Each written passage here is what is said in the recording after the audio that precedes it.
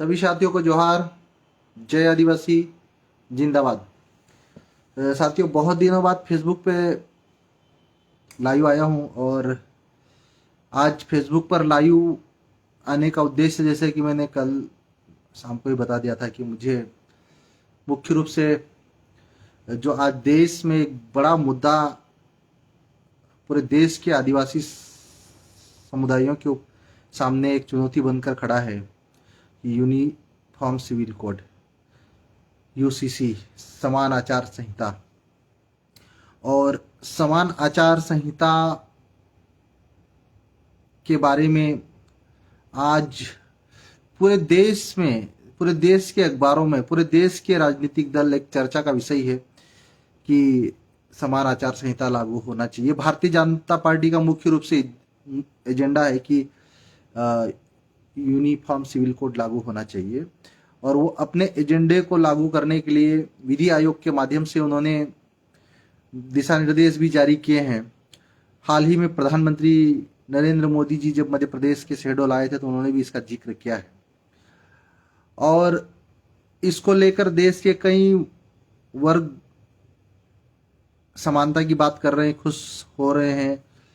लेकिन देश में एक बड़ी आबादी जो देश के आदिवासी समुदाय की है, जिन्हें संविधान में शेड्यूल ट्राइब कहा गया है, उस समुदाय के मन में जो आशंकाएं हैं यूनिक सिविल कोड को लेकर, यूनिफॉर्म सिविल कोड को लेकर जो संदेह है, और संदेह होना भी वाजिब है। इसलिए वाजिब है क्योंकि देश में समानता की बात की जा रही है। समानता होना चाहिए, हम इसके पक्षधर हैं, लेकिन समानता किस बात की होनी चाहिए, इसका सबको चिंतन मंथन करना चाहिए। जैसे कि हमारा मानना है कि समानता संपत्ति में होना चाहिए, समानता आर्थिक मापदंडों में होना चाहिए। लेकिन आज केंद्र सरकार यूनिफॉर्म सिविल कोड के माध्यम से एक देश एक विधान की जो बात कर रही है भारतीय जनता पार्टी, उनके कई नेता अपना अपना तर्क प्रस्तुत कर रहे हैं कि इससे कई अखबारों के माध्यम से भी हमने पढ़ा है कि उनका फोकस मतलब इस ओर दिखाया जा रहा है कि हम मुस्लिमों के अधिकार है, खासकर उनको लेकर वो बात कर रहे हैं कि उनको अखबारों के माध्यम से ये बताया जा रहा है कि मुस्लिम प्रभावित होगा, सबसे ज़्यादा मुस्लिमों के अधिकार कम कर दिए जाएंगे। लेकिन पूरे देश के आदिवासियों को और खासकर मध्य प्रदेश के आदिवासियों को बताना चाहता हूं कि मध्य प्रदेश में अगर मुस्लिम आबादी 7% है तो प्रदेश में आदिवासी आबादी 21% से ज़्यादा है आज। और 21% से ज़्यादा होने के कारण अगर यूसीसी से सबसे ज़्यादा प्रभावित होने वाला वर्ग है तो आदिवासी समाज है। आदिवासी समाज का एक दुर्भाग्य रहा कि इस समाज का एक पढ़ा लिखा वर्ग भी, जो बड़ा पढ़ा लिखा वर्ग जो आज बुद्धिजीवी वर्ग माना जाता है, वो भी अपने अधिकारों को लेकर जागरूक नहीं है। खासकर संवैधानिक अधिकारों की बात करने की बात आती तो संविधान की 5वीं और 6वीं अनुसूची, आजादी के 70 साल में कई ऐसे पढ़े लिखे अधिकारी लोग भी हैं जो पहली बार सुन रहे हैं, और वो भी तब जब जयस जैसे युवा क्रांतिकारी विचारधारा के संगठन फ्रंट लाइन पर आकर अपने अधिकारों, हक और अधिकारों की मांग कर रहे हैं, तो कई अधिकारी इस शेड्यूल 5, शेड्यूल 6 को लेकर अवेयर हो रहे हैं। अभी भी समाज का एक बड़ा वर्ग है जिसे अनुसूची 5, अनुसूची 6 से कोई लेना देना है। मैं शुरुआत करने से पहले मैं सोशल मीडिया पर हाल ही में एक प्रश्न राइज किया था पूरे देश के आदिवासी युवाओं के लिए, आदिवासी समुदाय के पढ़े लिखे बुद्धिजीवी युवाओं के लिए, कि मैं एक आप सभी को बताना चाहूंगा कि मध्य प्रदेश के विधानसभा में हाल ही में हमारी 28 मई को, नहीं 28 जून को, जब हमारी विधानसभा कमेटी में ST SC OBC कमेटी में एक मीटिंग रखी गई थी, जिसमें हरियाणा की SC OBC कमेटी और मध्य प्रदेश की ST SC OBC कमेटी ने संयुक्त रूप से पार्टिसिपेशन किया था। हमने वहां की कमेटी के सभी माननीय सदस्यों से हमने एक सवाल पूछा था कि वहां पर हरियाणा में आदिवासी कितने हैं या ट्राइबल। पहले तो हमारा सवाल था कि वहां पे SC और OBC कमेटी क्यों, ST क्यों छोड़ा? तो माननीय सदस्यों ने कहा कि हमारे यहाँ एसटी है ही नहीं।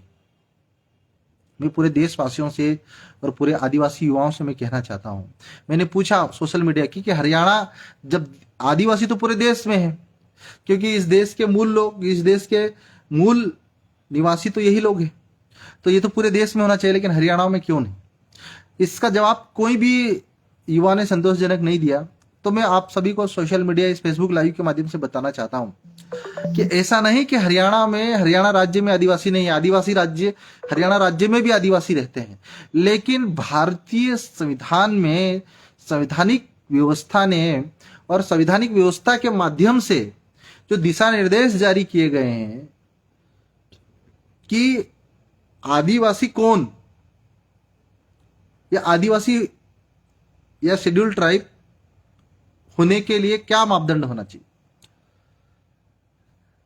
आज आदिवासी होने के लिए उनको अपनी परंपराएं, उनकी रीति रिवाज, उनकी विशेष पहचान, उनकी संस्कृति को जिंदा रखना पड़ता है। और यह बात सिर्फ डॉक्टर हीरा अलावा नहीं बोल रहा है। इस बात को 1965 में B S Lokur, retired chief justice B S Lokur ji के नेतृत्व में जो कमेटी बनी थी 1965 में, उसी लोकुर कमेटी ने मापदंड निर्धारित किए हैं कि जो आदिवासी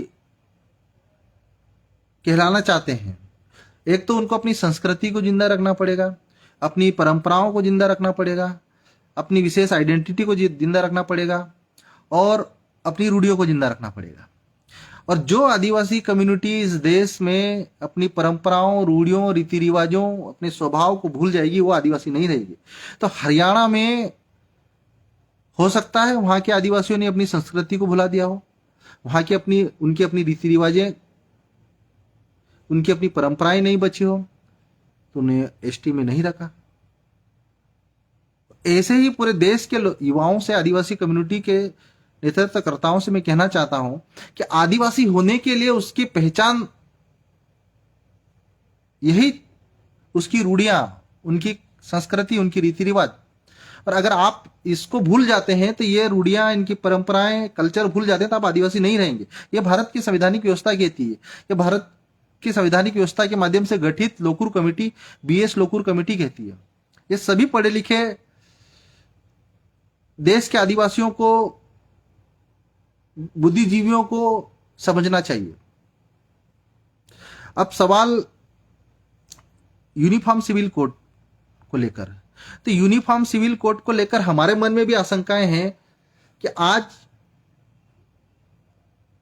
हमारी एक अलग आइडेंटिटी भारत के संविधान में हमें दी गई है कि आज अगर आपकी रूढ़ियां, आपकी परंपराएं, आपके रीति रिवाज अगर आपके पास नहीं बचती है, तो आप आदिवासी नहीं रहेंगे, मतलब आप सामान्य हो जाएंगे, जैसे कि हरियाणा राज्य में हुआ है। तो ये यूनिफॉर्म सिविल कोड अगर लागू होता है, तो क्या इस देश के आदिवासियों को अपनी रूढ़ियों, अपनी परंपराओं, अपने धार्मिक रीति रिवाजों को संरक्षित करने का मौका मिलेगा? आज भारत के संविधान ने इस देश के आदिवासियों के लिए, उनकी सुरक्षा और संरक्षण और उनके विकास के लिए संविधान में 5वीं और 6वीं अनुसूची बनाई। महामहिम राज्यपाल महोदयों को, महामहिम राष्ट्रपति महोदया को जिम्मेदारी सौंपी गई, उनको विशेष दायित्व सौंपा गया कि संविधान की 5वीं और 6वीं अनुसूची के अनुसार शेड्यूल एरिया में, ट्राइबल एरिया में रहने वाले हमारे देश के आदिवासियों को विशेष सुरक्षा, संरक्षण और उनके विकास के लिए विशेष प्रावधान दिए थे, और उन प्रावधानों को कानूनी अमली जामा पहनाना था। लेकिन आज तक आजादी के 70 साल बाद भी देश के किसी भी राज्य में शेड्यूल 5, शेड्यूल 6 को लेकर रेगुलेशन किसी भी राज्य सरकारों ने नहीं बनाए। ये सब कुछ देश के लोकतांत्रिक व्यवस्था में बैठे हमारे नेतृत्वकर्ताओं की मंशा की ओर पर निर्भर करता था। अगर उनकी मंशा होती देश के आदिवासियों के साथ न्याय करने का, उनको उनके अधिकार देने का, तो आज शेड्यूल 5 शेड्यूल 6 को लेकर रेगुलेशन बनने चाहिए थे, लेकिन किसी भी राज्य में रेगुलेशन नहीं बनाए। आज यही शेड्यूल 5 शेड्यूल 6 आदिवासियों को ऐसे कानून उनके क्षेत्रों में बनाने के लिए उन्हें अधिकार देता है, उन्हें विशेषाधिकार देता है कि जो उनकी रूढ़ियों को संरक्षित कर सके, उनकी परंपराओं को संरक्षित कर सके। लेकिन जब यूनिफॉर्म सिविल कोड की बात हो रही है, तो क्या शेड्यूल 5 शेड्यूल 6 क्या औचित्य रह जाएगा? क्या ये आदिवासियत के लिए जाना जाता है? तो यूनिफॉर्म, क्योंकि सब समान हो गया, आप सब एक समान हो गए, सबके ऊपर समान कानून लागू होगा, तो फिर इस देश के आदिवासियों के लिए जो आज दिनांक तक कानून जो बनाए जाने चाहिए थे शेड्यूल 5 शेड्यूल 6 के अधीन, आज तक नहीं बने, तो वो तो कानून बनने की संभावना आज से ही खत्म हो गई यूनिफॉर्म सिविल कोड के बाद। और देश का दुर्भाग्य रहा कि देश के आदिवासियों को आज दिनांक तक ऐसे नेता, उनके लिए उनके नेतृत्वकर्ता, उनके शुभचिंतक नहीं हुए जो उन्हें संविधान में दिए गए बाबा साहब अंबेडकर के संवैधानिक प्रावधानों को लागू नहीं करवा सके। आज देश का आदिवासी समुदाय अलग अलग राज्यों में, आज हमारे देश में 700 के लगभग आदिवासी समुदाय, मध्य प्रदेश छत्तीसगढ़ हमारा जब एक था तो लगभग 70 आदिवासी कम्युनिटीज हमारे प्रदेश में थी। और उस समय आप लोगों को मैं बताना चाहता हूं कि आदिवासियों की रूढ़ियों परंपराओं को रूढ़िजन्य संहिता में बनाने के लिए भारतीय संविधान के अनुच्छेद 15(4) में दिए गए प्रावधानों के तहत 1984 में मध्य प्रदेश उच्च न्यायालय के तत्कालीन न्यायाधीश, जो बाद में सर्वोच्च न्यायालय के प्रधान न्यायाधीश भी बने, श्री जे.एस. वर्मा को रूढ़िजन्य विधि संहिता यानी स्वयं विधि कानून बनाने का दायित्व सौंपा गया। लेकिन मध्य प्रदेश जैसे आदिवासी बहुल्य राज्य में आज तक रूढ़िजन्य संहिता विधि नहीं बनी। राष्ट्रीय अनुसूचित जाति जनजाति आयोग ने 1977-78 या 1978-79 में यह सिफारिश की थी कि राज्य सरकारें विद्यमान कानूनों का अनुसूचित क्षेत्रों में उनके विस्तार या अन्यथा लागू किए जाने के बारे में संबंधित राज्य सरकार द्वारा पुनर्विलोकन किया जाए। आज शेड्यूल्ड एरिया में सारे सामान्य कानून, आज जबकि शेड्यूल 5 शेड्यूल 6 इलाके में वही कानून लागू हो सकते थे जो वहां के आदिवासियों की परंपराओं, उनकी रूढ़ियों का संरक्षण करते हैं। लेकिन आज भी शेड्यूल 5 शेड्यूल 6 इलाकों में सारे सामान्य कानून थोप दिए गए।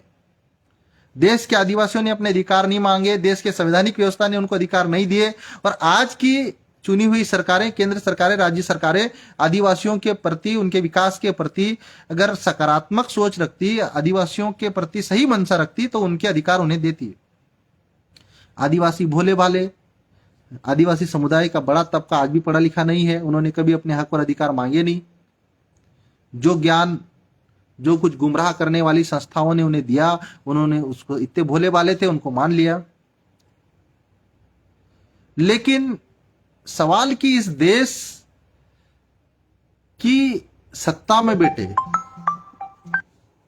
इस देश की व्यवस्था में बैठे हमारे कर्णधारों ने उनकी मंशा आदिवासियों के विकास की क्यों नहीं रही है?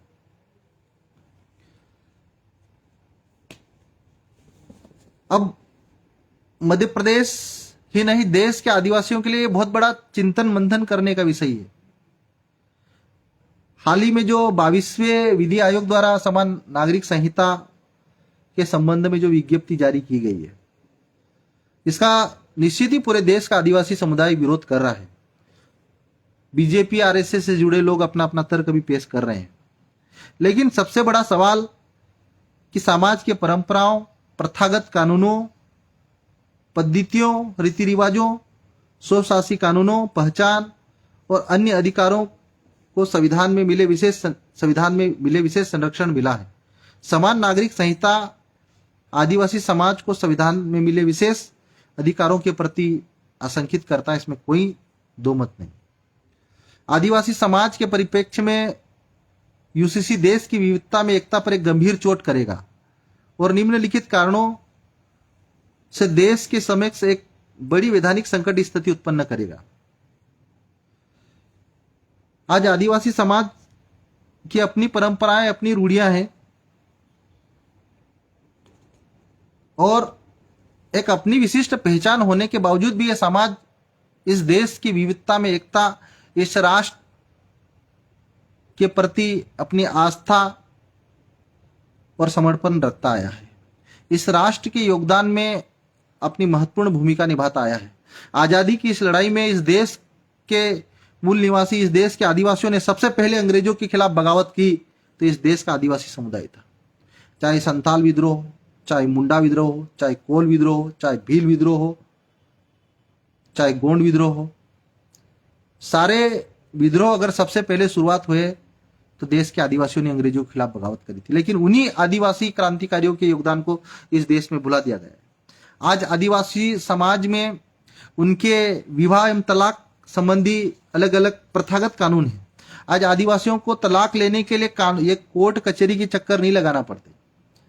आदिवासी समाज की रूढ़ियां, उनकी परंपराएं उन्हें विशेष अधिकार देती है कि अपने समाज में अगर उनको तलाक लेना है तो अपने समाज, आदिवासी समाज की पारंपरिक रूढ़िगत प्रथा व्यवस्था के तहत उनको गांव में ही फैसले करने का उनको विशेष अधिकार मिले। क्या यूसीसी लागू होने के बाद में देश के आदिवासियों के पास ये अधिकार बचेगा? दूसरा सबसे बड़ा सवाल कि उत्तराधिकार का।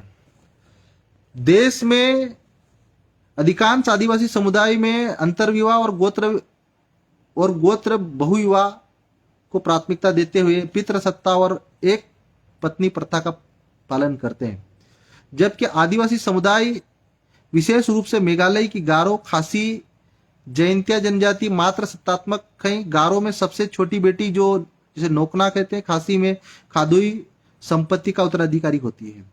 एक तरफ गारो और खासी में पति पत्नी के साथ रहने के लिए आता है, पति पत्नी के साथ रहने के लिए आता है, और जयंतिया में शादी के बाद पति पत्नी अपने माता पिता के साथ रहना जरूरी समझते हैं और पति अपने ससुराल में पत्नी से मिलने आता रहता है। असम और अरुणाचल में मिकिरो में यदि लड़की उत्तराधिकारी और इकलौती बेटी है तो वह विवाह के बाद अपना घर नहीं छोड़ती है। हालांकि अधिकांश आदिवासियों जैसे गोंड, भील, हलबा, सहरिया, कोरकू, संथाल, मुंडा, उराव में एक पत्नी प्रथा है। लेकिन कुछ विशेष परिस्थितियों में जैसे बांझपन, पागलपन आदि मामले में द्विविवाह, बहुविवाह अनुमति दी जाती है। लेकिन कुछ आदिवासी समुदाय जैसे गारो, हिमाचल प्रदेश के किन्नौरा, गद्दी जनजाति, उत्तराखंड के जोनासार, बावर और खस जनजाति और अरुणाचल प्रदेश में गाइलोंग, केरल तमिलनाडु के नीलगिरी, मालाबार के टोडा, माला जनजाति में पतित्व बहु विवाह की प्रथा प्रचलित है। कुछ संबंधों में परहेज के नियम भी हैं, लेकिन ये एक समान नहीं। ज्यादातर मामलों में महिला की सहमति मायने रखती है। तलाक अपेक्षाकृत आसान है, इसके लिए वेद आधार और कुछ दायित्वों की पूर्ति जरूरी है। आदिवासी समाज में विधवा विधुर दोनों के लिए पुनर्विवाह के विकल्प मौजूद है। तलाक पुनर्विवाह के लिए विभिन्न जनजातियों में अलग अलग रिवाज है। इस प्रकार तलाक के मामले में प्रथागत कानून काफी विषम है। इनमें अधिकांश जनजातियां के अपने कानून संहिताबद्ध दस्तावेजीकृत नहीं है। ऐसे में कई जनजातियों के रीति रिवाजों, परंपराओं को जानना कठिन है, पर वे सामाजिक स्तर पर लोक व्यवहार में बनी हुई है। मेघालय में विविधता को ध्यान में रखते हुए 21वें विधि आयोग ने पारिवारिक कानून में सुधार 2018 अधिकांश अपने पत्र के पैरा 1.33 में कहा। हालांकि ऐसे रीति रिवाज मुख्यधारा की नैतिकता के अवधारणाओं में फिट नहीं हो सकते, लेकिन इन्हें मेघालय में सामान्य प्रथाओं के रूप में माना जाता है और ऐसे विवाहों को मेघालय अनिवार्य विवाह पंजीकरण अधिनियम 2012 के तहत अनिवार्य रूप से पंजीकृत किया जाता है, जो आदिवासी संस्कृति में अंतर को पहचानता है। इस प्रकार धर्मनिरपेक्षता बहुलता का विरोधाभासी नहीं हो सकता। यह केवल सांस्कृतिक मतभेदों के शांतिपूर्ण सहअस्तित्व को सुनिश्चित करता है। उत्तराधिकार और विरासत की बात आती है तो भारत के सभी आदिवासी समुदायों में उत्तराधिकार की पद्धति काफी विविधतापूर्ण है। अधिकांश पैतृक वंशानुक्रम में का तो कुछ मातृवंशीय पद्धति का पालन करते हैं, जबकि कुछ पितृवंशीय मातृवंशीय के अपवाद भी हैं, जिसे द्विपक्षीय पद्धति कहते हैं। आदिवासियों में संपत्ति की अवधारणा बहुत कठोर है। चल संपत्ति में मवेशी, धन, कपड़े, आभूषण, कृषि उपकरण आदि शामिल है, जबकि अचल संपत्ति में मुख्य रूप से भूमि, खड़े पेड़, कुएं, टैंक, तालाब आदि शामिल है। पितृवंशीय जनजातियां जैसे मध्य प्रदेश, छत्तीसगढ़, ओडिशा, झारखंड, महाराष्ट्र, गुजरात, राजस्थान, तेलंगाना आदि में गोंड, कोरकू, भील, हल्बा, मुंडा, संथाल, हो, उराव, बथुड़ी, कोरकस, येरुकला इत्यादि। हिमाचल प्रदेश के गद्दी, किन्नौरा, उत्तराखंड के जोनासारी आदि का मानना है कि पैतृक संपत्ति उनके कबीले से बाहर नहीं जाती, इसीलिए बेटियां और विधवाओं की संपत्ति विरासत में नहीं मिलती। हालांकि उन्हें विवाह तक या जीवन भरण के लिए उपभोग, भरण पोषण का अधिकार प्रदान किया जाता है, लेकिन पैतृक संपत्ति अलग अलग करने का अधिकार नहीं है। हालांकि न्यायालय और सरकार द्वारा यह भी कहा गया कि अनुच्छेद 14, 21 और लिंग आधारित भेदभाव में आलोक में संशोधन किया जा सकता है क्या, लेकिन यह भी ध्यान रखना जरूरी है कि आदिवासी भूमि का अंतरण गैर आदिवासियों को न हो, आदिवासियों की सुरक्षा सुनिश्चित हो और संविधान की 5वीं अनुसूची तथा पेशा कानून का उल्लंघन न हो। वहीं मेघालय, केरल और लक्षद्वीप में उत्तराधिकार और विरासत में मात्र सत्तात्मक पद्धति का पालन करते हैं। मेघालय के खासी, गारो और केरल तमिलनाडु की सीमाओं पर रहने वाले कादर, पुलायन, कुरिद्रिया, कनिकचर, मन्नान और आदि और लक्षद्वीप के मूल निवासी केरल के मूल निवासी हैं। केरल में मातृवंशीय व्यवस्था को मरुमकथायम कहा जाता है। निकोबारियों में भी उत्तराधिकार का पैटर्न मातृवंशीय है। गारो में समाज जिस धुरी पर घूमता है वह मचोंग, जिसका अनुवाद कर्नल लाल्टन ने मातृत्व के रूप में किया है। लक्षद्वीप में तारावाद जनजाति सामान्य मातृवंशीय है। अधिकार महिला सदस्यों के माध्यम से गुजरता है। एक पुरुष सदस्य के पास तारावड़ संपत्ति पर केवल उपभोग का अधिकार होता है। कुछ ऐसे जनजातीय समूह जहां विरासत पुरुष या महिला में से किसी एक को पसंद के आधार पर दी जा सकती है। मध्य निकोबारियों में प्रचलित वंशानुक्रम के इस पैटर्न को मकलानी के नाम से जाना जाता है, जिसके अनुसार परिवार का मुखिया सारी संपत्ति का मालिक होता है और यह उस पर निर्भर करता है कि वह अपनी मृत्यु के बाद अपनी संपत्ति किसे देगा।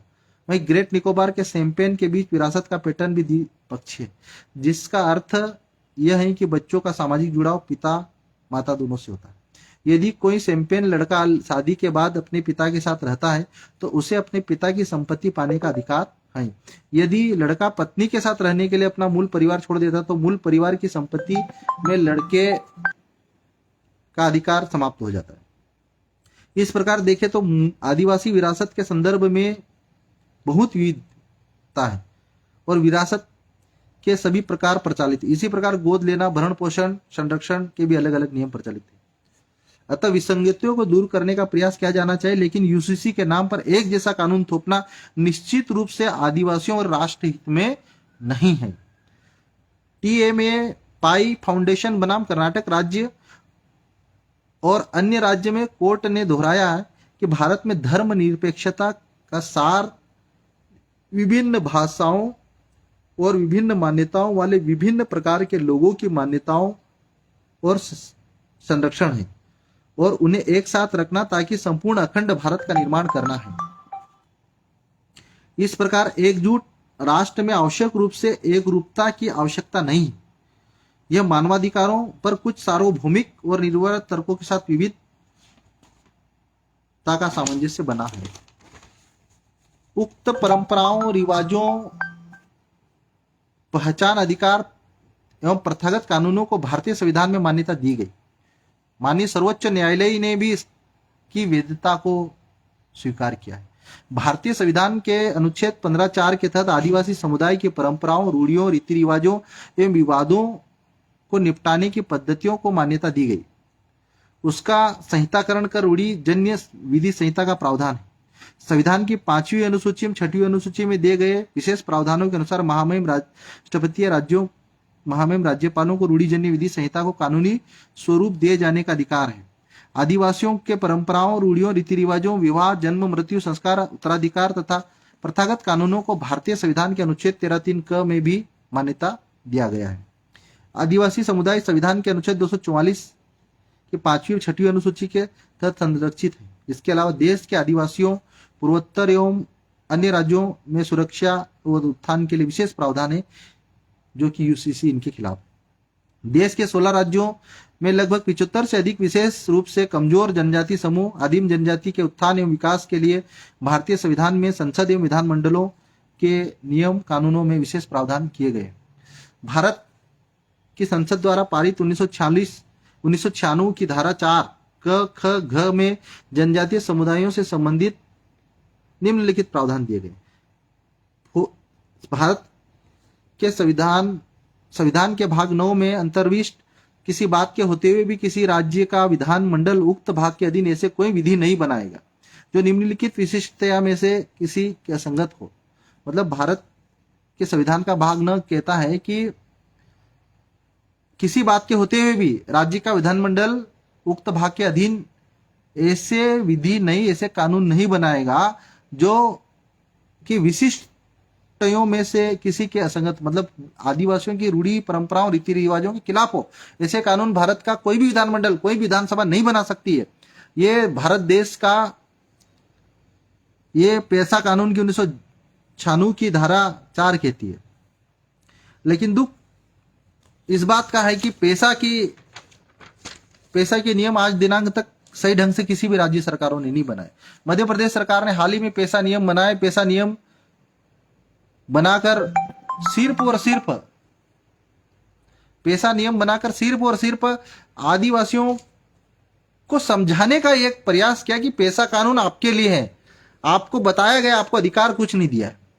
ग्राम सभाओं को पेशा के अधीन संसाधनों पे जो अधिकार मिलना चाहिए था, वो अधिकार नहीं दिए गए। उनकी आदिवासियों की रूढ़ी परंपराओं की बात तो सरकार कर रही है, लेकिन रूढ़ी परंपराओं को संरक्षण करने के लिए कोई भी विधि राज्य सरकार ने आज दिनांक तक नहीं बनाया। आदिवासी राज्य नागालैंड को 371A, मिजोरम को अनुच्छेद 371G समेत अन्य कई राज्यों को प्रथागत कानूनों पर विशेष सुरक्षा दी गई। 5वीं और 6वीं अनुसूचित राज्यों में स्वायत्त जिला परिषद, क्षेत्रीय परिषद, ग्राम सभाओं को स्वायत्तता दी गई। भारतीय संविधान की अनुच्छेद 342 में तहत आदिवासियों को अनुसूचित जनजाति के रूप में अधिसूचित किया गया। वर्तमान में देश के 10 राज्यों में अनुसूचित क्षेत्र, 4 राज्यों में ट्राइबल राज्य। इन राज्यों के अलावा अन्य राज्यों में भी आदिवासी बहुल क्षेत्रों को विशेष रूप से चिन्हित किया गया। भारत में आदिवासी आबादी काफी विषम है और देश में कठिन भौगोलिक क्षेत्रों में निवास करती है। आज भी जंगलों, पहाड़ों में आदिवासी समुदाय का बड़ा हिस्सा निवास करता है। लोकुर कमेटी 1965, जिसके बारे में बता चुका, 1965 में बनी। आदिवासियों को पहचान देने के लिए उन्होंने जो मापदंड निर्धारित किए थे कि विशेष संस्कृति होनी चाहिए, विशेष लक्षण होना चाहिए, भौगोलिक अलगाव होना चाहिए, सामाजिक पिछड़ापन होना चाहिए, स्वभाव में विशेष स्वभाव होना चाहिए, शासकीय नौकरियों एवं शिक्षा, शासकीय संस्थाओं में आदिवासियों के लिए आरक्षण की व्यवस्था की गई। अनुच्छेद 244 के तहत, अनुच्छेद 344 के तहत संसद और विधानमंडलों में सांसद और विधायक पद के लिए आदिवासियों के लिए आरक्षण दिया गया। 275(1) के तहत जनजाति उपयोजना का विशेष प्रावधान के लिए विशेष बजट का प्रावधान किया गया है। अनुच्छेद 244(1) में अनुसूची 5 के तहत कोई भी कानून अनुक्षेत्र में आदिवासियों के परंपरा, प्रथागत कानून, रीति रिवाजों इत्यादि में हस्तक्षेप नहीं करेगा। ऐसे में इसकी उपेक्षा कर यूसीसी लागू करना वैधानिक संकट पैदा करना होगा। सुप्रीम कोर्ट का समता जजमेंट समेत अनेक फैसलों में आदिवासी पहचान, अधिकार, परंपरा, रीति रिवाज और आदिवासियों की स्वायत्तता को मान्यता दी गई। अतः इन सभी की उपेक्षा की जाकर, इन सभी को अमान्य किया जाकर आदिवासी समुदाय को समान नागरिक संहिता के दायरे में लाना आदिवासी समुदाय के लिए किसी भी दृष्टि से उचित नहीं है। इससे लागू करने से संवैधानिक संकट पैदा होगा, साथ ही देश की विविधता की एकता को चोट पहुंचेगा। भारत के संविधान में आदिवासी समुदाय को विशेष मूल अधिकारों का अवहेलना कर राज्य के नीति निर्देशकों को तत्वों को थोपना ठीक नहीं है। साथियों, ये कुछ बातें मैंने नोट करी हुई पढ़ी है, हमारे कुछ साथियों से हमने जानकारी ली और आप सभी तक सोशल मीडिया के माध्यम से पहुंचाया है। मेरा आप सभी से अनुरोध है, अगर आजादी के बाद भी अगर ये देश में समान होते तो आज ये आदिवासियों को समाज की मुख्य धारा में आने का मौका नहीं मिलता। आज भी जंगलों पहाड़ों में रहने वाला आदिवासी समुदाय उन्हीं जंगलों पहाड़ों में रहता। आजादी से पहले 200 सालों तक अंग्रेजों ने राज किया देश पे, उससे पहले मुगलों ने राज किया, उससे पहले राजशाही चली, लेकिन इस हजारों सालों की व्यवस्था में इस देश का आदिवासी कहाँ था, उनकी अपनी पहचान कहाँ थी। आज बहुत संघर्ष के बाद इस देश के क्रांतिकारी आदिवासियों की कड़ी मेहनत के कारण, चाहे बिरसा मुंडा हो, टंट्या भील हो, गुंडा धूर हो, रेंगा कोरकू हो, रानी दुर्गावती हो, चाहे सिद्धू कानू हो, आदिवासी समाज के क्रांतिकारियों ने बगावत करी, अंग्रेजों से लड़ाई लड़ी और आज अपने अधिकार हासिल कर पाए। आज भारत के आदिवासियों को एक अलग पहचान मिली, उन्हें संविधान में आरक्षण मिला और आरक्षण के माध्यम से समाज की मुख्य धारा में आने का मौका मिला।